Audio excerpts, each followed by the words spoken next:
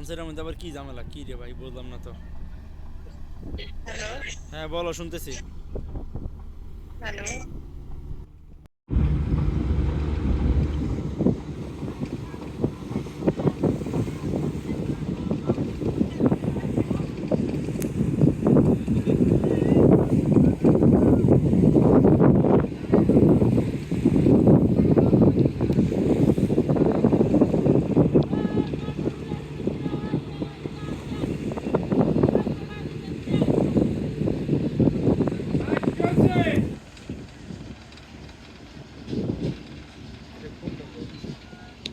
এটা মানে ফারানাট।